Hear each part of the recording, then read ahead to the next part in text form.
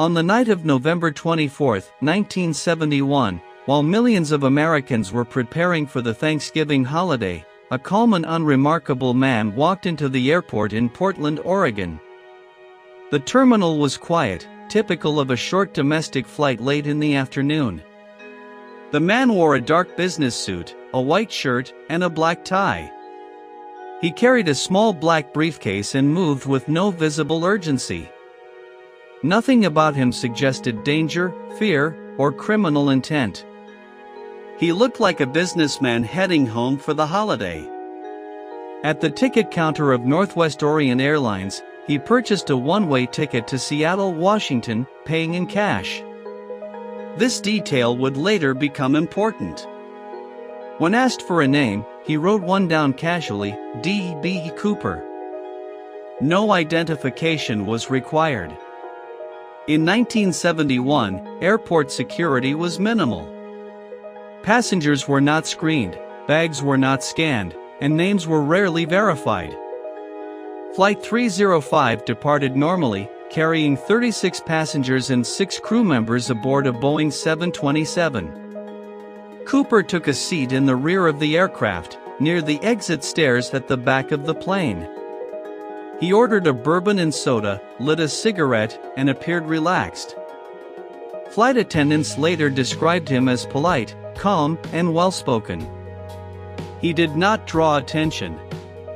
No one suspected that this ordinary man was about to commit one of the most audacious crimes in aviation history.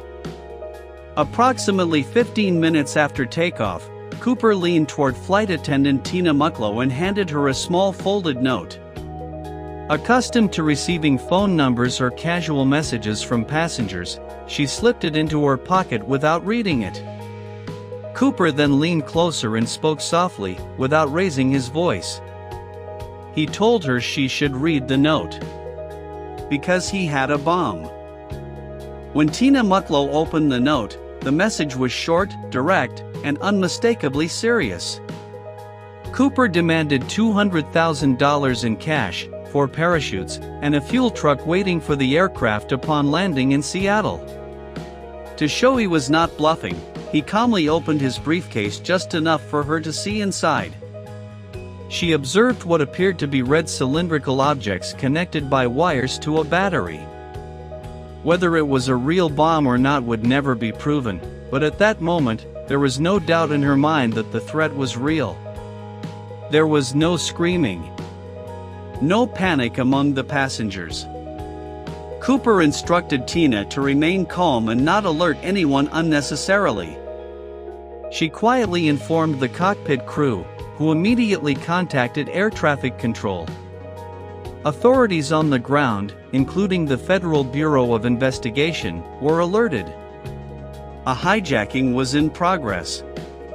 The plane continued flying in circles near Seattle while officials scrambled to meet Cooper's demands. The FBI assembled the ransom using $20 bills, carefully recording every serial number.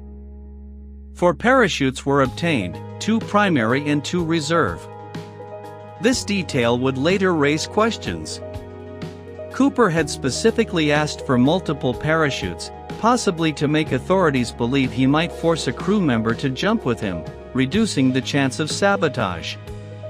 When Flight 305 landed at Seattle-Tacoma Airport, everything Cooper requested was delivered. The aircraft remained on the tarmac with the lights off. Cooper released all 36 passengers unharmed. Many of them did not even realize a hijacking had occurred until they were safely inside the terminal. No one was injured. No violence was used. Only a skeleton crew remained on board, the pilot, co-pilot, flight engineer, and 2 flight attendants, including Tina Mucklow. Cooper then issued his next set of instructions. The plane was to take off again, this time headed toward Mexico City. However, he imposed very specific technical conditions. The aircraft had to fly at a low altitude, at reduced speed, with the landing gear deployed and the rear staircase lowered during flight. These demands were highly unusual.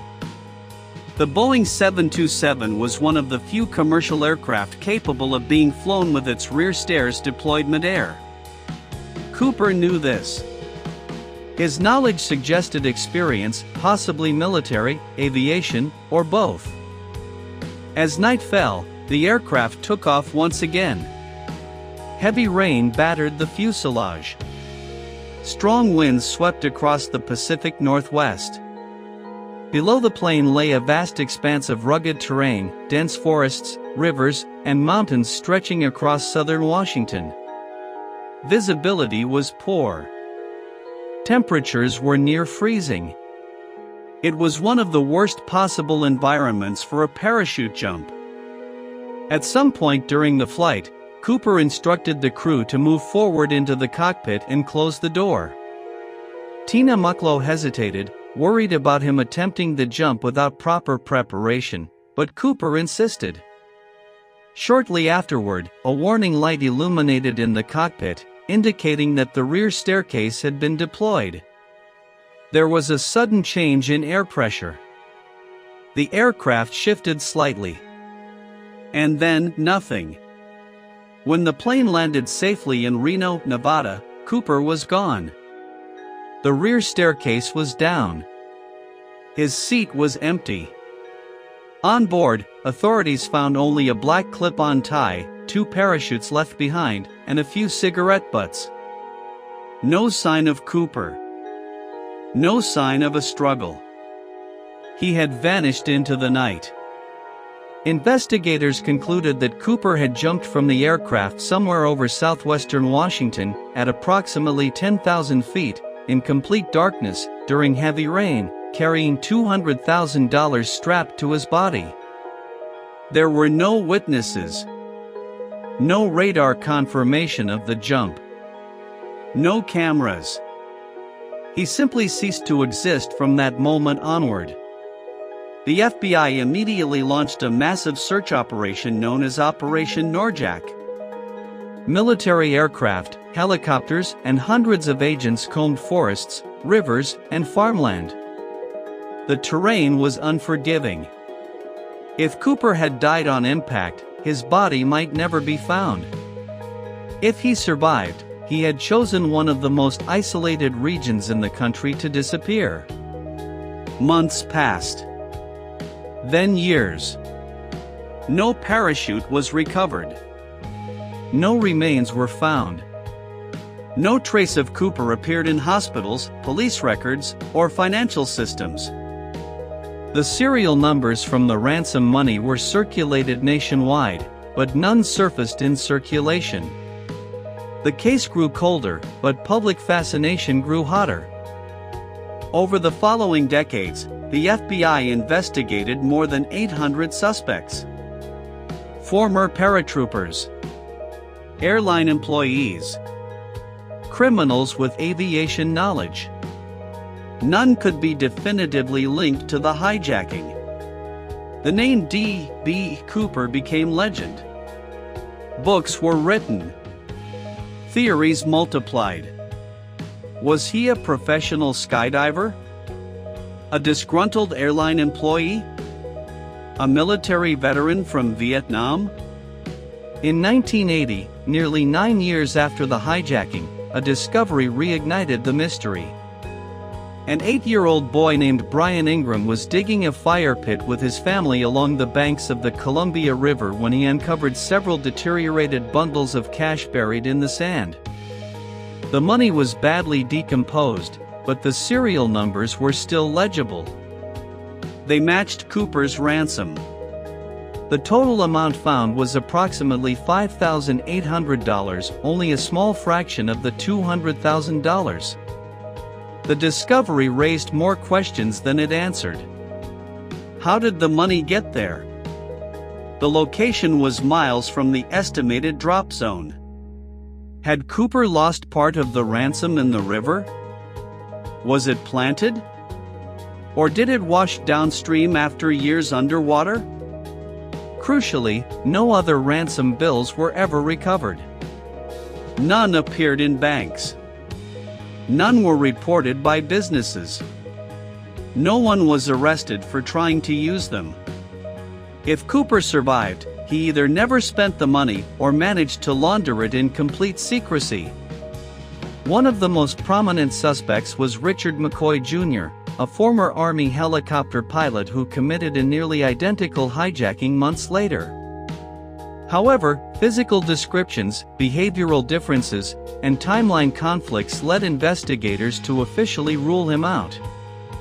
Other suspects followed the same pattern: circumstantial evidence, intriguing coincidences, but no definitive proof. As technology advanced, forensic testing was applied to the evidence. The black tie Cooper left behind was analyzed for DNA. The results were inconclusive. Multiple DNA profiles were found, likely from airline handling. Nothing could be definitively matched to a suspect.